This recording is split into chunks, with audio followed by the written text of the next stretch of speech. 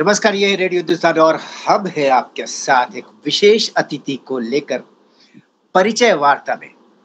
एक विलक्षण प्रतिभा की धनी, self made woman entrepreneur of Maharashtra, Meenakshi Bhalerao. स्वागत है आपका मीनाक्षी जी रेडियो हिंदुस्तान पर। मैं बहुत बहुत ज्यादा आभारी हूँ आपकी कि आपने मुझे आपके साथ जोड़ा, इस रेडियो इसके साथ जोड़ा। बहुत ये आपकी सज्जनता है, ये आपकी सज्जनता है और धन्यवाद हमें आपको करना चाहिए। Thanks very much. हम चाहेंगे कि आपने एक बहुत ही हृदय स्पर्शी कविता लिखी है, बहुत हृदय स्पर्शी कविता। उसको सुन करके मुझे लगता है कि इस दुनिया में कोई व्यक्ति ऐसा नहीं होगा जिसके हृदय में स्पर्श न करे उसके शब्द। उस कविता से आप प्रारंभ कीजिए। माँ के लिए लिखी आपने कविता। हाँ, मैं 4 लाइन आपको बताऊंगी, उसके बाद मैं बताऊंगी वो क्यों, कैसे रचना बनी है। जी जी जी। माँ बहुत रोई। मेरे जन्म पर माँ बहुत रोई थी, 4 बेटियों के बाद फिर बेटी हो गई थी। 4 बेटियों के बाद फिर बेटी हो गई थी। मेरे जन्म पर माँ बहुत रोई। यहाँ से शुरू होती है कि हम पुराने जमाने की सोच थी। बहुत पुरानी बात है। आज मैं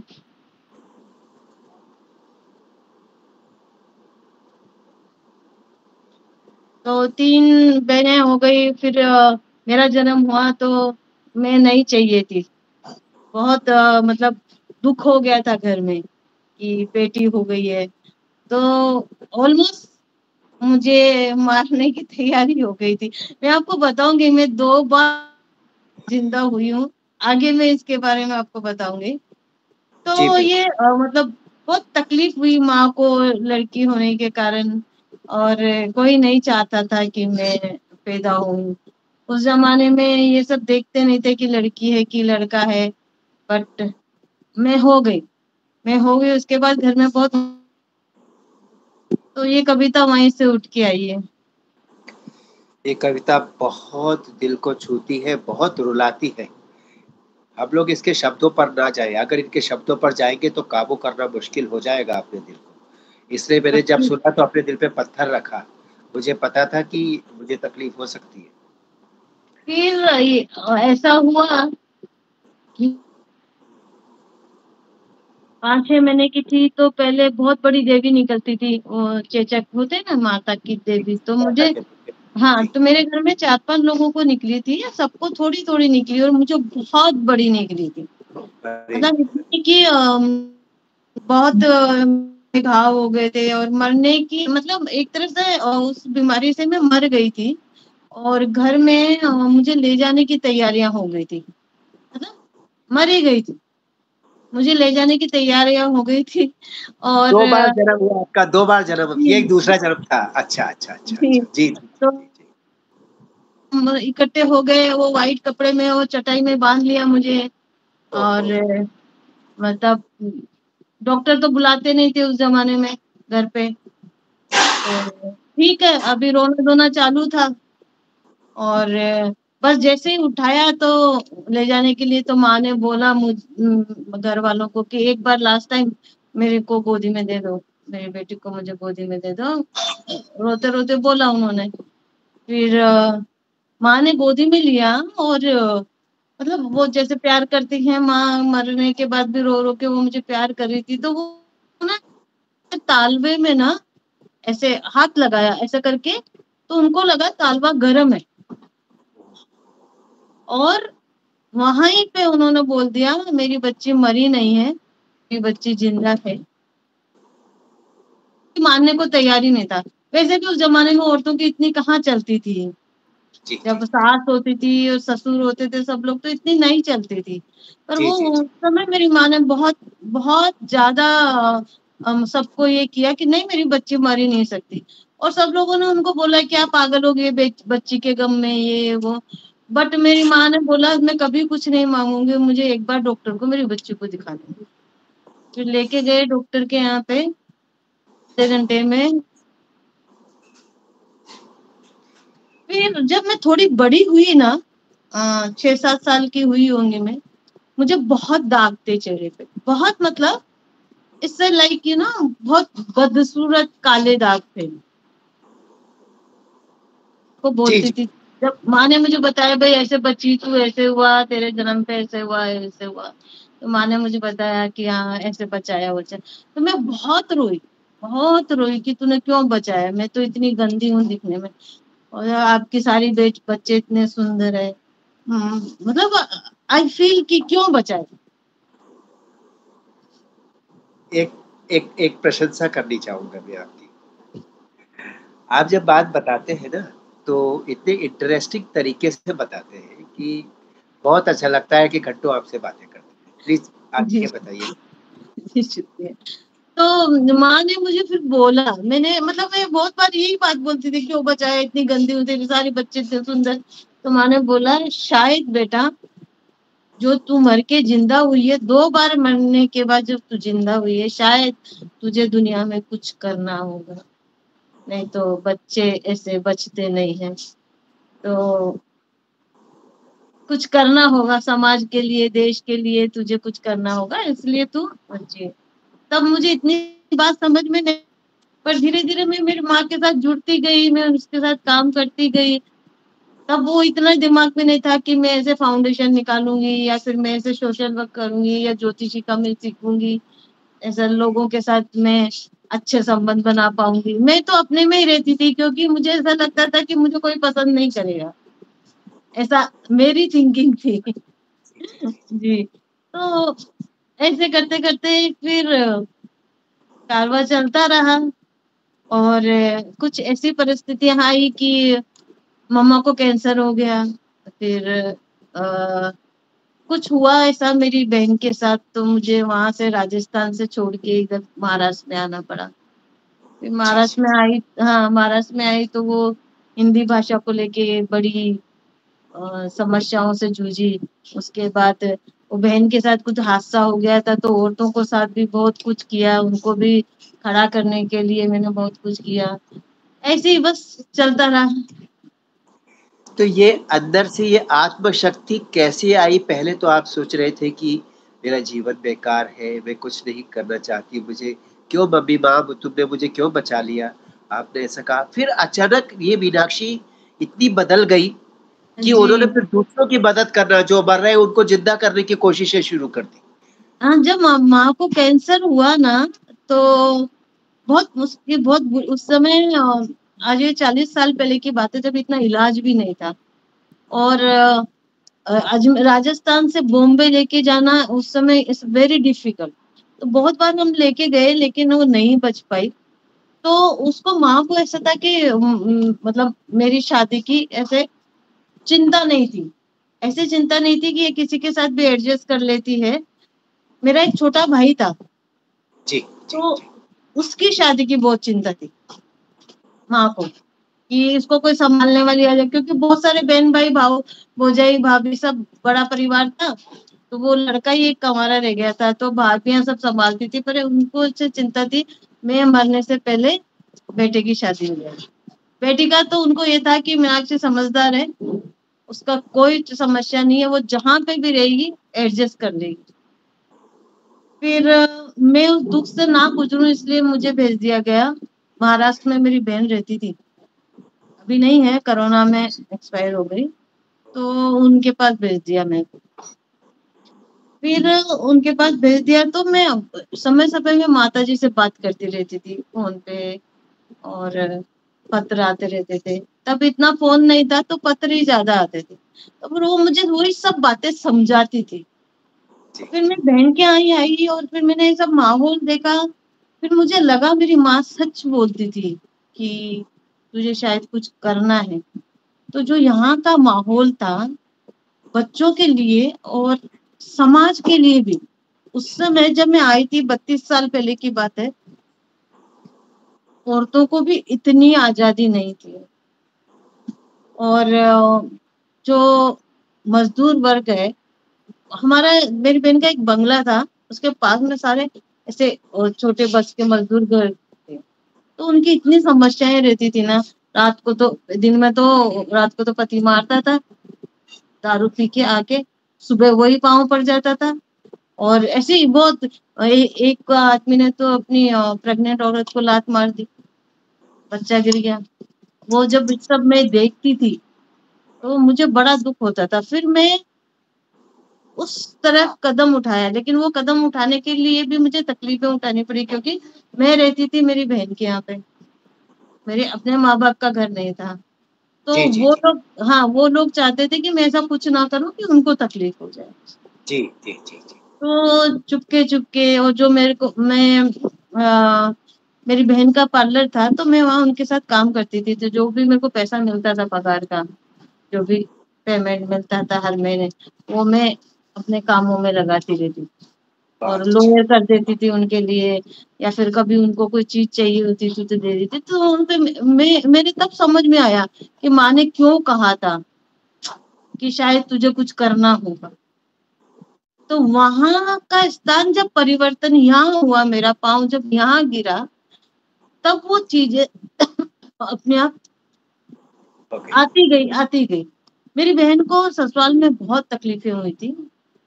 अभी भी वो मैं बताना नहीं चाह रही थी लेकिन बताती हूँ, अभी भी वो पागल खाने में है। हरे कृष्णा हरे कृष्णा। जी जी जी। उसके बच्चे छीन लिए गए थे, उसके पति ने दूसरी शादी कर ली। बहुत दहेज के को लेकर के बहुत तकलीफें हुई। तो मुझे तो शादी करनी ही नहीं थी। मेरा तो एम यही था, अपन सेवा करेंगे और बस यही एम मैंने बना लिया। बट बाद में जो मेरे पतिदेव है वो मिले, कैसे शादी हुई वो तो सब सर लिखा था। मैं कितना भी भगवान ने। चाहती थी मुझे शादी नहीं करनी है, मुझे घर गृहस्थी नहीं बसानी है, मुझे काम करना है। उस समय फिर मैंने थोड़ी मॉडलिंग की, फिर मैंने फिर पिक्चरों में गाने लिखे। और अरे वाह। जी, अभी भी आप देखिएगा 2 नंबरी करके मिथुन की 1998 की एक पिक्चर, उनमें सब में मेरा नाम है। ऐसे अच्छा। करके हाँ, बहुत सारे गाने लिखे, जिसमें से कम से कम 35 गाने लोगों ने अपने नाम से छपवा लिए, क्योंकि ओहो। मैंने छोड़ दिया था। जी जी जी आरपीआरएस की मेंबर हूँ मैं, वहाँ जी। रजिस्टर है मेरे गाने, बहुत उसकी अच्छा जी। रॉयल्टी आती है मुझे, लेकिन एल्बम पे मेरा नाम नहीं। ओहो, नहीं ये तो गलत है, ये अन्याय है, ये बेईमानी है ये तो। जी। ना, लेकिन मेरे पास क्या है, एक्चुअल में क्या है, मेरे पास जो उनका जो सील लगे हुए पूरे गानों की स्क्रिप्ट थी ना, अभी वो वो इसमें लग गई, समाज सेवा में लग गई, सब कामों में लग गई, तो मैंने उधर ध्यान ही नहीं दिया। अच्छा अच्छा अच्छा और अच्छा। ध्यान कब दिया, अभी 2 साल पहले, 2 साल अच्छा। पहले ध्यान दिया। वो भी पहले दो थोड़ी सी रॉयल्टी आती थी मुझे, कभी 2,000 4,000। तो अचानक एक बार 50,000 रुपए आए। अरे तब अच्छा। मेरी बत्ती जली। तब मेरी बत्ती जली कि अरे जी। मीनाक्षी क्या किया तूने। हाँ फिर बहुत अच्छा। उसके बाद जी। मैंने ध्यान दिया। फिर मतलब बीच में बहुत सारी ऐसी स्टोरियां हुई कि वो हम बताएं भी तो क्या बताएं, है कि ना। ऐसे तो हर इंसान की जिंदगी में कुछ ना कुछ घटनाएं होती रहती है, लेकिन मेरे जन्म से जो थी घटनाएं, वो एकदम अजीब ही थी। पहले तो मेरे को लाना नहीं था उन लोगों को घर में, उसके जी बाद मैं मर गई, फिर दूसरी बार मैं जिंदा हो गई। तो कुछ ना कुछ मकसद था भगवान का, जितना जी भी जी। कर पाई। मेरे घर में कोई कुछ नहीं करता है। 8 बहन में से मेरे 3 भाई एक्सपायर हो गए और एक बहन एक्सपायर हो गई। तो ऐसा कोई नहीं कुछ करता है, सब अपने अपने में मस्त है। ये जो इधर का पटक उधर का पटक वो मैं ही करती हूँ। तो मुझे लगता है माँ ने जो कहा था सच कहा था, और मैं बहुत खुश हूँ जो मैं कर रही हूँ उससे। और वही ऐसा हुआ है कि बचपन में माँ से सीखे हुई जो ज्योतिषी का जो काम है, माँ ने जो घटनाएं, जो हर रोज माँ एक ऐसी चीज बताती थी हमको रात को सोते समय, जो इस ज्योतिषी से रिलेटेड। जी जी जी हाँ, जी जी। और मैंने अपनी आंखों से देखा कि माँ कैसे कैसे करती थी। कुछ नहीं, कोई स्वार्थ नहीं, कुछ नहीं, कुछ इन लोगों को सिखाती भी फ्री में थी, और ये सब काम भी फ्री में करती थी। तो वो जितनी संगत मैंने माँ के साथ बिताया ना, वो सब मेरे लिए स्वर्ण युग था। जी जी, आपकी प्रथम गुरु आपकी माताश्री ही थी। जी जी उनसे। जी जी जी। इसे और वास्तु के फील्ड में, ज्योतिष के फील्ड में और समाज सेवा के फील्ड में मम्मी को देख करके ही, उनकी प्रेरणा से, उनकी शिक्षा से आपने कदम रखा। जी, और उस प्रेरणा से तो है ही, लेकिन उन्होंने जो एक शब्द कहा था जी। कि आप इसलिए जिंदा रही कि आपको दुनिया में कुछ अच्छा करना है। जब मैं यहाँ आई और सब कुछ देखा तो मेरे दिमाग की वो मम्मा की वो कही हुई बातें मेरे दिमाग में घूमने लगी और सब अपने आप ही होता गया, मतलब जी, जी। होता गया। जी सर। एक बार हम अगली बार आपको एक बार समय लेके, आज तो आप जल्दी में हैं इसलिए 30 मिनट में हमको समाहार करना है। हम आपसे आराम से चर्चा करना चाहेंगे कि आपके जीवन की विभिन्न घटनाएँ जिनमें आप नायक बन करके, विजेता बनी आप। आप आगे बढ़ी चुनौतियों का सामना करके, क्योंकि आज जो आपकी मुस्कान है और जो खुशी है आपके चेहरे पे, जो चमक है, उसमें कहीं पता नहीं चलता कि आपने एक ऐसा जबरदस्त चैलेंजिंग पास्ट देखा है जिसमें बहुत चुनौतियाँ थी। तो आज तो लग रहा है कि आप तो राजघराने में जन्म लिया है, आपके हाथों में चांदी की चम्मच है जी, और कोई जी। समस्या नहीं है जीवन में। ऐसा आज लग रहा है आप। सर जन्म तो वैसे ही हुआ था, जी, जी। लेकिन क्या हुआ कि वहां से जब ये हिंदू पाकिस्तान का जो कुछ झगड़ा वगड़ा हुआ था, तब हम लोग सब वहां से छोड़ के आ गए थे। जी। राजघराने में ही मेरे पिताजी, मेरे दादाजी राजघराने के अच्छा, ही, अच्छा, अच्छा। राजघराने की जो ज्वेलरी होती थी, अच्छा, हाथ के अच्छा। कारीगर थे, तो ज्वेलरी जी, होती थी और फिर उनका सिंहासन होता था, उसपे हीरे जड़ने होते थे। वो सब जी। मेरे दादाजी परदादाजी वही काम करते थे और उन्हीं के साथ हम बड़े हुए लाइक। तो माँ करती थी उस समय, माँ उनके जो चांदी सोने के जो घाघरा ओढ़ने के ये बनाते थे ना हाथ से, मेरी माँ उनके रानियों के इनके वो घाघरा ओढ़नी सोने के तार के, चांदी के तार के, वो करती थी। तो वो भी मेरे को आता है, वो भी मेरा मैंने सीखा है अपनी माँ से। तो हम हाय मेरी माँ को जब वहाँ बुलाया जाता था ना राजघराने में, तो वो बग्गी में बंद उसमें ही जाती थी। अरे वाह! हाँ, क्या हाँ, उनको बात वहाँ पे कपड़े भी वो मैं एक बार आपके साथ मेरे पिताजी की और माँ की शेयर करूंगी फोटो। एक ही जी, फोटो है, एक ही अच्छा, फोटो है उस पुराने जमाने की, वो मैं शेयर अच्छा, जरूर करूंगी आपके साथ। अच्छा। बिल्कुल, मेरा गेस सही था। आपके चेहरे पर जो ये शाही चमक है, रॉयल ग्लेम या रॉयल शाइन कहना चाहिए, उससे मुझे लगा कि आप शायद, और आपने कहा कि नहीं ये बात सही थी। धन्यवाद। अब तो आगे बढ़ते हैं। आपने जी, जी, जी, कहिए, जी। कुछ कहना चाहते हैं? प्लीज़ कहिए। नहीं, नहीं, नहीं। जी, सही, सही। एक बहुत महत्वपूर्ण कार्य आपने प्रारंभ किया है पृथा फाउंडेशन के नाम से।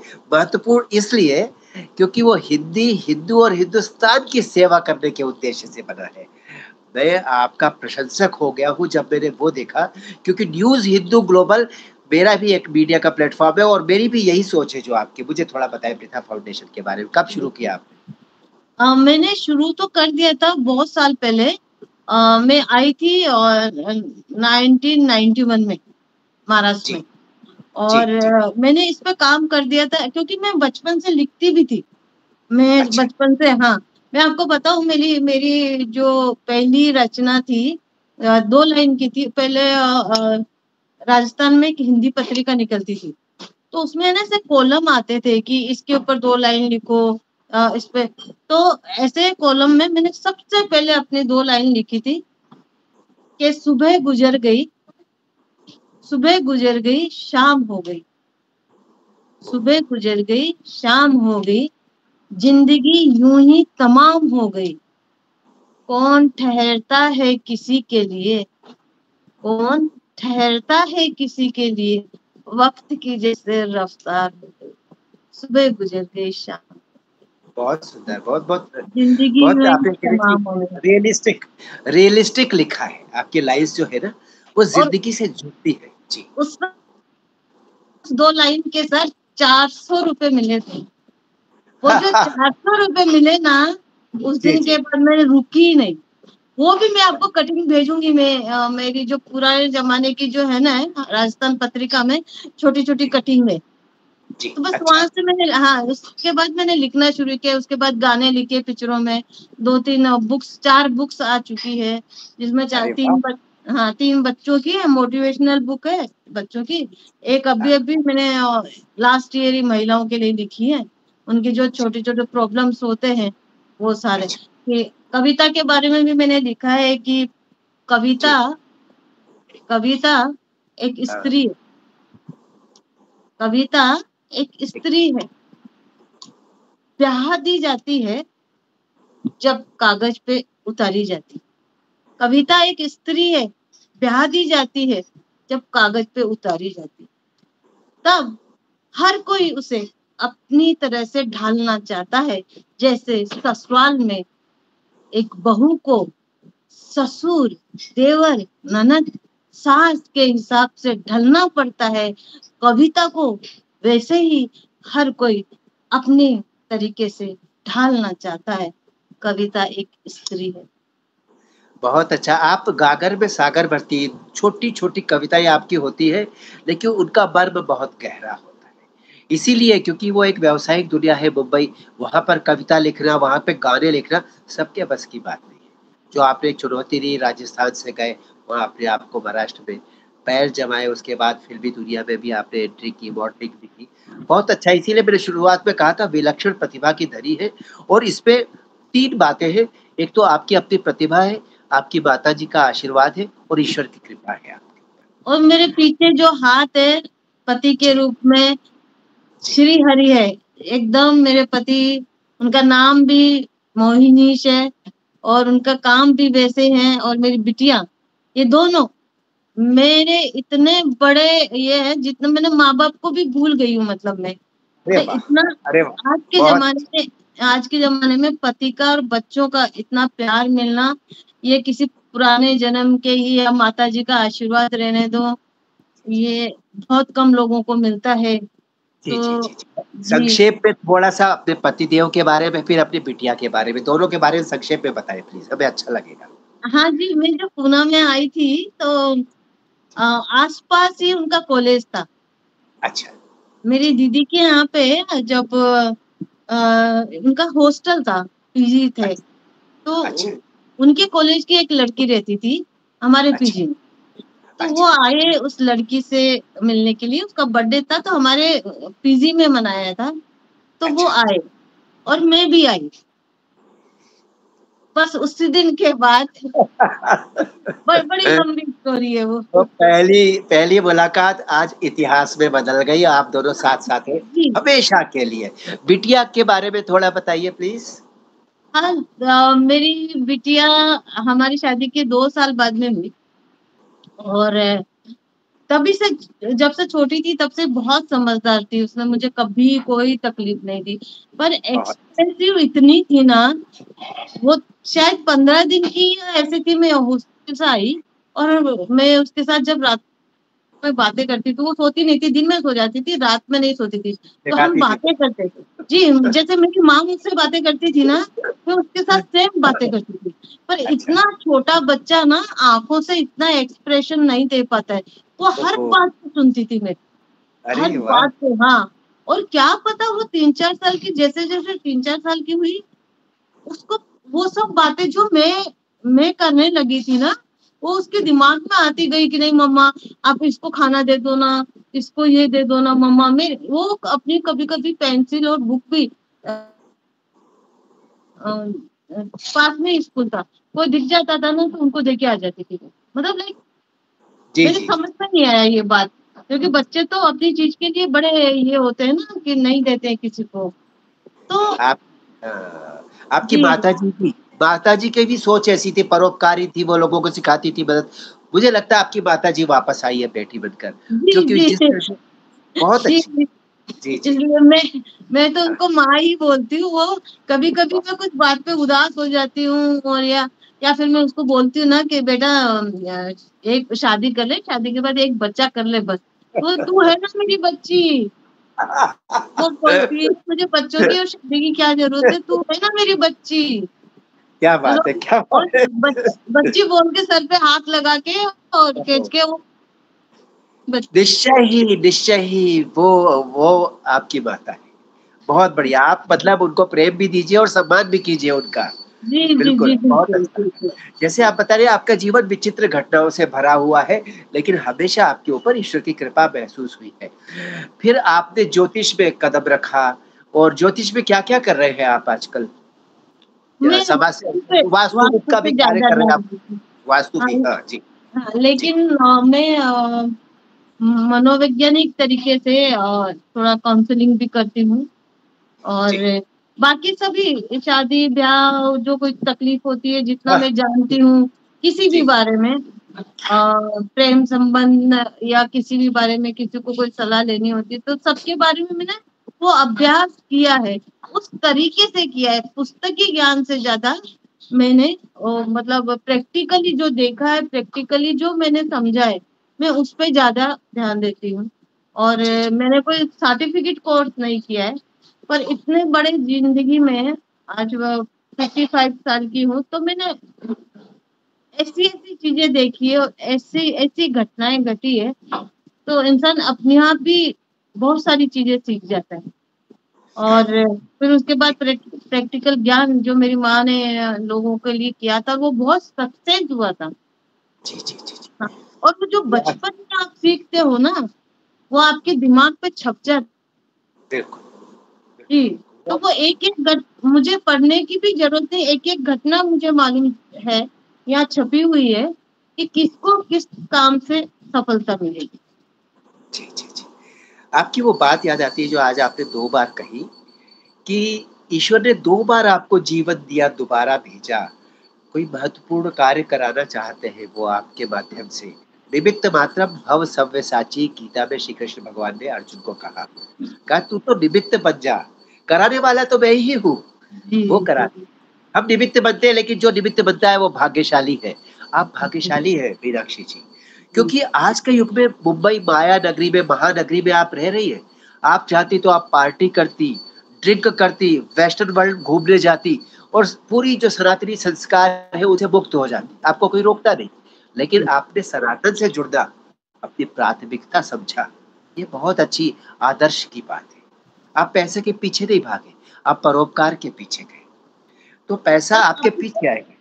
जी, जी। मैं बताती हूँ आपको, हम लोग महीना महीना नहीं, हम तो 6 6 महीने बाहर होटलिंग नहीं करते हैं, हम पिक्चर नहीं जाते हैं, अच्छा। हम कोई पार्टी वगैरह नहीं करते हैं। जो भी पैसा हम तीनों बचाते हैं, मेरी बेटी भी देती है मुझे दो बहुत हजार अच्छा, बहुत दो अच्छा, हजार रुपये बहुत वो अच्छा। देती है, 2000 ये देते हैं, 2000 में मेरी खर्ची में से निकालती हूँ। बहुत हम बढ़िया, उससे बहुत काम बढ़िया। करते हैं सर। बिल्कुल, बस अभी बिल्कुल। अभी तक किसी से फंड लिया नहीं है, लेकिन रजिस्टर है, एटीजी है, सीएसआर है, सब है, पर वो लेना ही नहीं आता है सर, लेना ही नहीं आता है। जो भी जो भी किया खुद से किया ना, तो किसी को ये अप्रोच करना कि भाई आप हमें वो यहाँ पे लगता है, बहुत जोर से लगता है। बिल्कुल लगेगा, बिल्कुल, बिल्कुल। वो आपको मांगने लेना माँगिए नहीं, माँगना उनसे है जो माता-पिता है हमारे। हाँ उन्हीं का तो काम तो कर रहे हो आप, उन्हीं से माँगना है। ये लोग क्या देंगे? ये तो खुद माँग रहे हैं। सारी दुनिया भिखारी है। जो देने वाला है ना, उससे आपको मिल रहा है। आपको ज़रूरत ही नहीं है माँगने की। मुझे तो दो मैंने कहा बड़े काम करने हैं सर। जी, एक बोलिए प्लीज़। तो पूना में एक तो हिंदी भवन नहीं है, जी, अगर अच्छा। भगवान ने चाहा तो मैं हिंदी भवन जरूर बनवाऊंगी।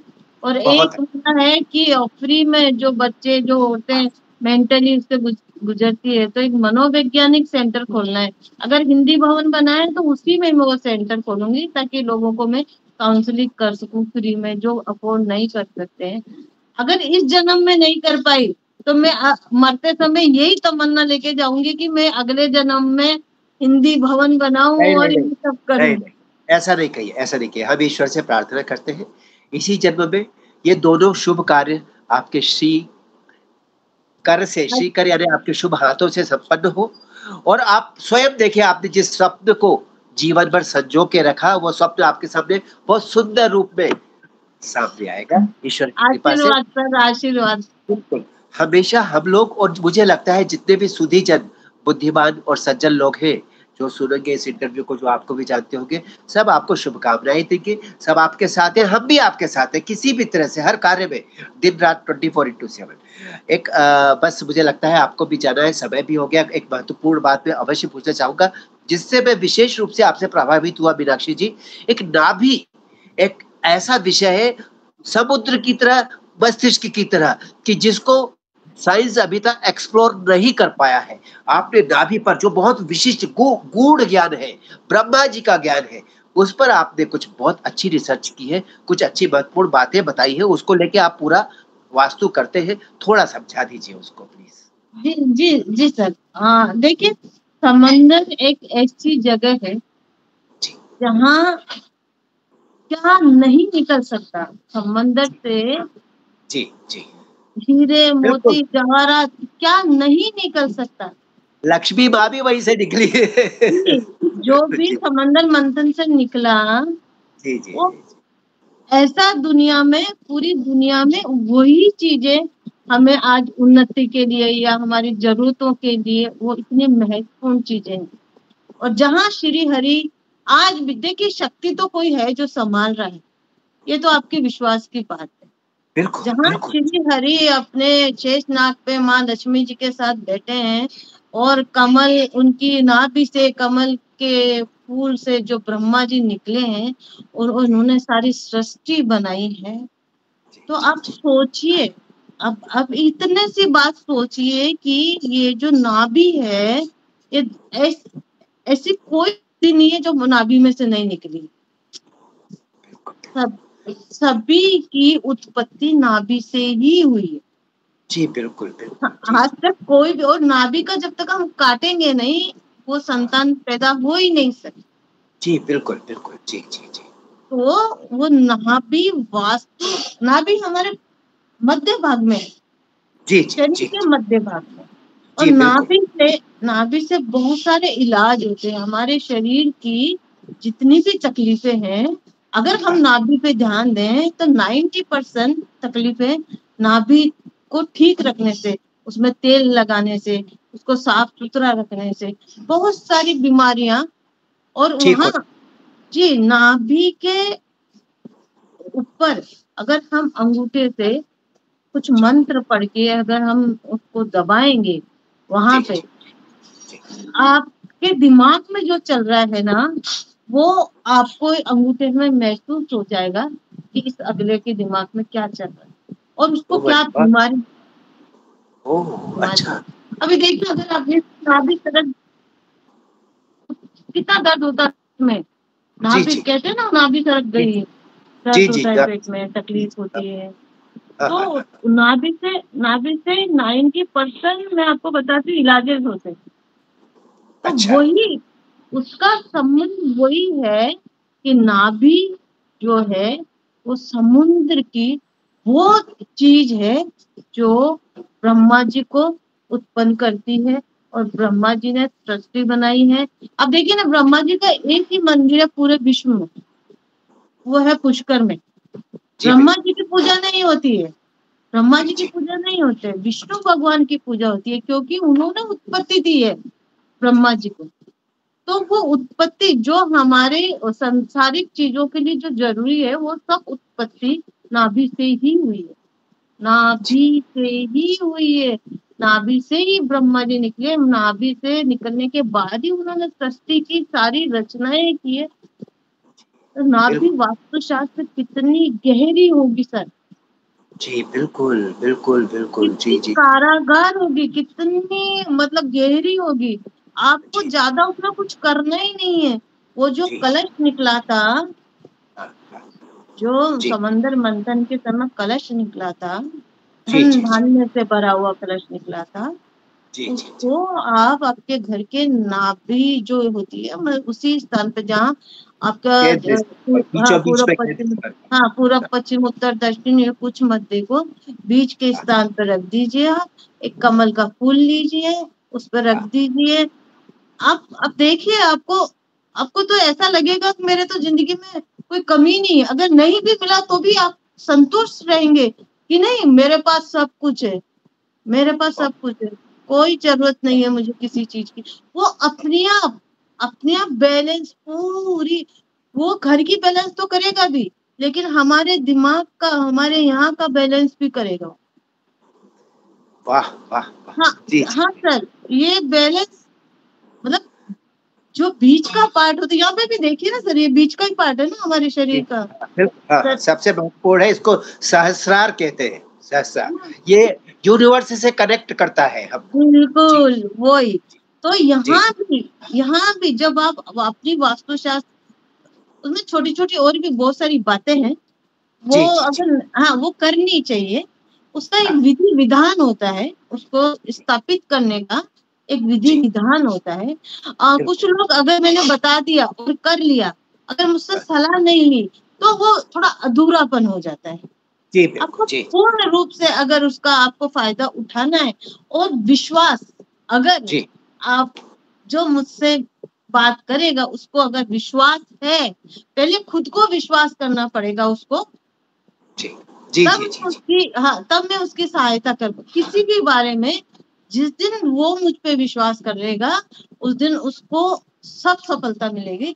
लेकिन जो मैं बता रही हूँ उस पे दुनिया में अगर अभी तो हंगामा होने वाला है, नाभि अच्छा, शास्त्र के ऊपर होने ही वाला है ना, जो बड़े-बड़े ज्योतिषी बैठे हैं जो इस बात को कैसे, तो मैंने अपने एक इसमें लिखा एक बोला भी है कि आप चाहो जब मेरे साथ वार्तालाप कर सकते हो। अच्छा, मैं आपकी सारी जिज्ञासा पूरी करूँगी, पर बहुत मुझे ये अच्छा। लाना है, कोई जी, करना चाहे मेरे साथ इसके साथ डिस्कस करना चाहे तो हाज़िर जी, हूँ मैं, जो जी, उनकी सारी ये पूरी करने को जिज्ञासा पूर्ण करने के लिए। हाँ, जी, मुझे मेरे ऊपर विश्वास है। मुझे मेरे ऊपर 2000% मुझे विश्वास है कि जो मैं कर रही हूँ, वो दुनिया में बहुत उपयोगी आने वाली चीज़ें हैं। आज मुझे नहीं समझ रहे हैं, लेकिन लोग इसके ऊपर बाद में ग्रंथ लिखेंगे। ये मैं जी, आपको बताती हूँ। जी, बहुत अच्छा। मैं जी, मैं नहीं लिख पाई तो कोई बात नहीं, लेकिन जैसे वास्तुशास्त्र की जो पुस्तकें हैं, वैसे ही इसके ऊपर लोग ग्रंथ लिखेंगे, खोज करेंगे, और यही मेरी सबसे बड़ी सफलता होगी कि लोग इस बारे में जानें, खोज करें और दुनिया की भलाई करें।